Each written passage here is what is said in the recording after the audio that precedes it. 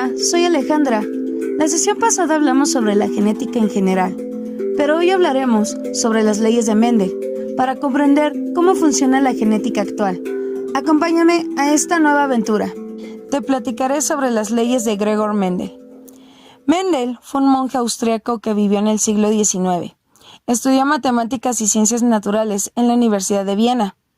Con los conocimientos que adquirió, pudo desarrollar uno de los trabajos más importantes para la biología moderna, en el que los protagonistas son los guisantes, los chícharos.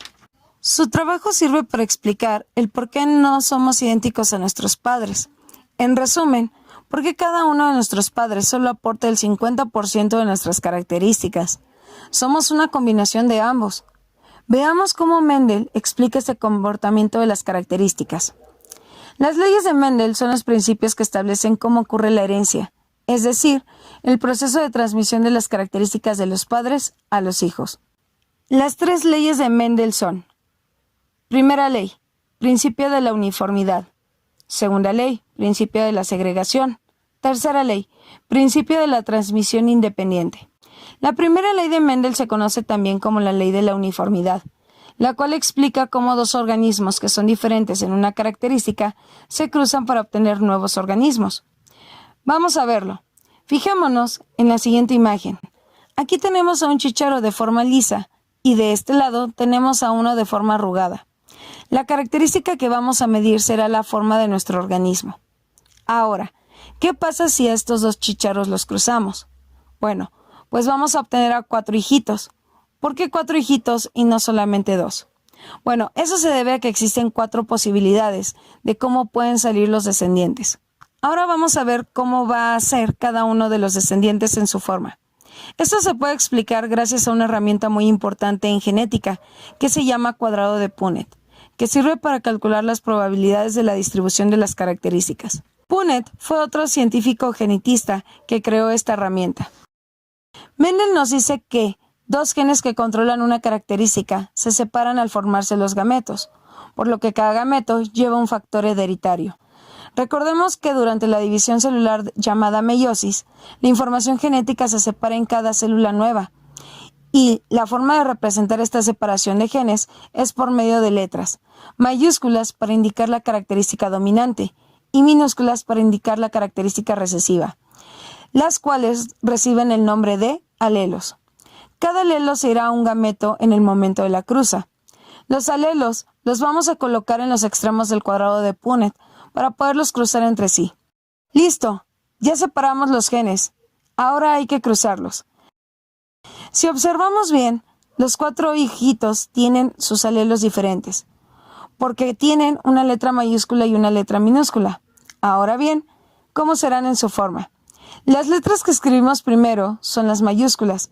Eso quiere decir que ese es el gen dominante, por lo tanto, es el que se va a expresar en el fenotipo.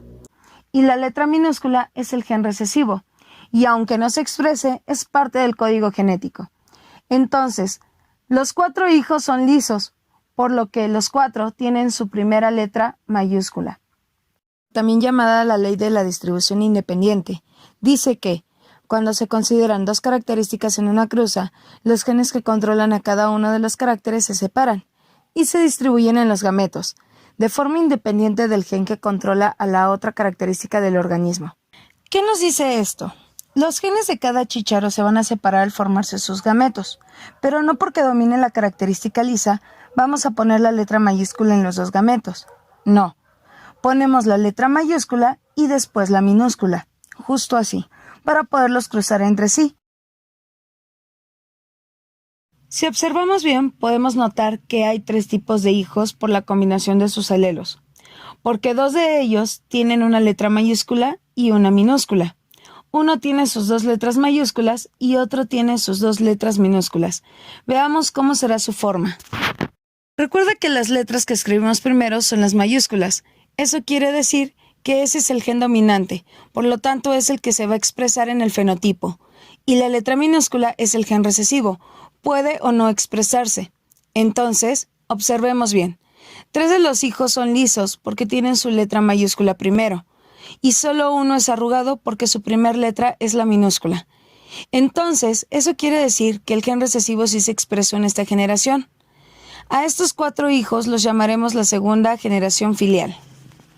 Así es como se explican las leyes de Mendel.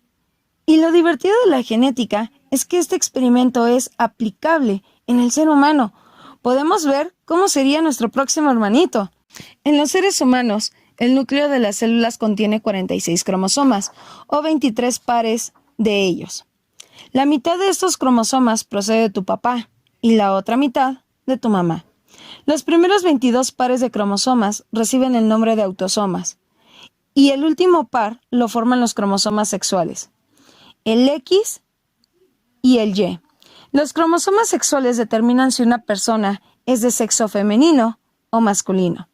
Las mujeres tenemos 2 cromosomas X, mientras que los hombres tienen un cromosoma X y un cromosoma Y. Y no todos los seres vivos tienen 46 cromosomas en sus células. La mosca de la fruta solo tiene 4 cromosomas. Como puedes ver, la genética es una rama muy interesante y divertida. Por último, te dejo una reflexión para tu futuro. En nuestros genes se encuentra nuestro futuro, pero nosotros podemos transformarlo para beneficio propio. Somos una especie joven y curiosa. Tan solo tenemos 1 millón de años en este planeta y ya conocemos de qué estamos hechos. Tenemos 1 millón de años de continua adquisición de conocimiento que nos lleva a conocer nuestro entorno y a conocernos a nosotros mismos. Prácticamente, el futuro está en nuestras manos y podemos dejar huella de nuestra existencia. Espero que hayas disfrutado mucho de esta lección tanto como yo. ¡Hasta la próxima!